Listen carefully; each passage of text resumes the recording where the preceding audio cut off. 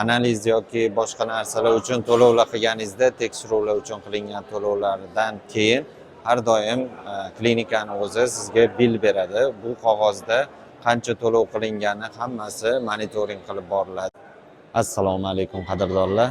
Aziz do'stlar, Hindiston davlatiga klinikalarga davolanishga kelganda birinchi bo'lib shu yerdan, ya'ni qabul bo'limidan o'z ishingizni davom ettirasiz. Bu yerga kelganda o'sha pasport va boshqa ma'lumotlarni hammasi klinika tomonidan ro'yxatga olinadi va bemor uchun alohida ID raqam ochiladi. Shu ID raqam orqali siz hamma narsani, har bir to'lovingizni, qancha miqdorda to'lov qilganingizni hammasini kuzatsangiz bo'ladi va analiz yoki boshqa narsalar uchun to'lovlar qilganingizda tekshiruvlar uchun qilingan to'lovlardan keyin har doim klinikani o'zi sizga bil beradi. Bu qog'ozda qancha to'lov qilingani hammasi monitoring qilib boriladi va xohlagan paytingizda kelib counter, ya'ni kassadan bemalol siz qancha to'lov qilganingiz, klinika tomonidan qancha to'lov qilingani hammasini ma'lumotlarini to'liq olishingiz mumkin bo'ladi.